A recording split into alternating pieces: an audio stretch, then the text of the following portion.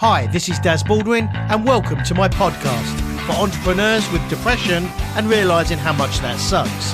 If you like what you hear, please subscribe on iTunes. And now, without further ado, let's get into the episode. Hello, and firstly I must apologise for my perhaps blocked up sound because I've got a bit of a cold. I wouldn't go as far as to say it's man flu, but it could develop into man flu, and as we all know, that's the most serious. So, welcome to this episode of the podcast, and today is about really, perhaps a strange one, but it's about the fear of success. And I suppose the question is really, how does that fit into depression? Well, in many ways it does, in many ways it doesn't, perhaps, but bear with me, I'll get to the point. Entrepreneurs often are striving for success. That's the whole point of being an entrepreneur, is to strive for success, whatever that may be, whether that's a particular business or just success in life. Now, success is very, very subjective. It means certain things to certain people. It's not always the same. Some people it could mean financial success. Some people it could mean success in helping others, being a very sort of charitable way. Other people it could just mean a successful relationship, a relationship with friends and loved ones and family, that kind of thing, or a successful parent. So success is a very, very subjective point.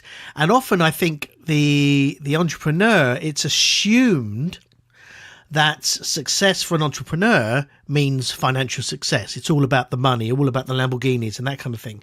And I've definitely been, I won't say sort of had a go at about this, that's perhaps the wrong term, but definitely been to a degree accused of this, because I think it depends on the person you're speaking to and how they perceive success as well, and often how they perceive other people perceiving success, if that makes any sense at all. So the point of this is, it's often difficult to say what you want to do, what you want to achieve in perhaps the correct way that other people will understand it the correct way. Now, perception is reality, and how you perceive something is obviously therefore your reality. When it comes to other people, when you're speaking to other people and talking about your want for success or your ambitions and that kind of thing, what you say and how you say it has a huge effect on how they perceive your perhaps definition of success. So something that I said I've been very aware of certain people I speak to, and it's, they might get the impression that I'm all about the money and, just want the fast cars, the big holidays, the big house, etc.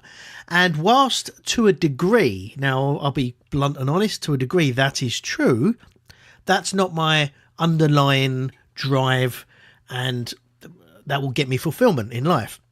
My underlying drive is honestly heart-centered to help people and to make, it sounds very big, but to make the world a happier place, to make people happy, to help people and make things better for people.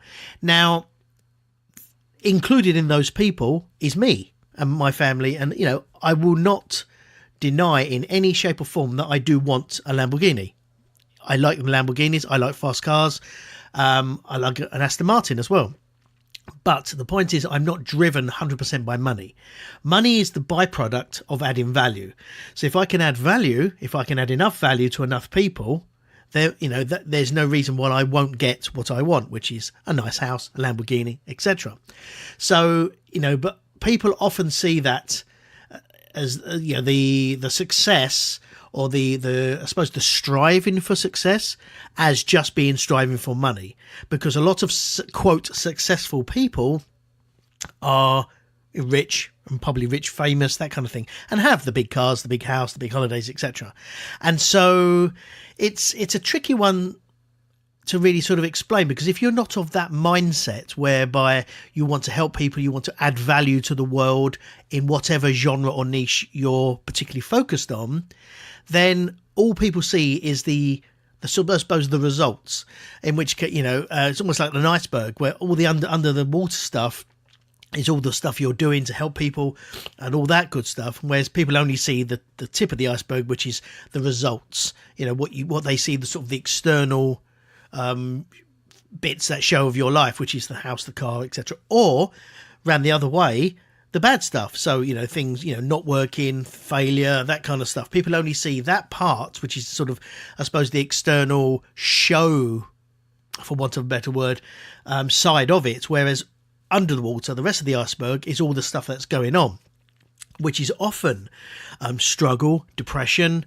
anxiety, huge issues, lots and lots of failure for every success, and that kind of thing. And people often don't see that.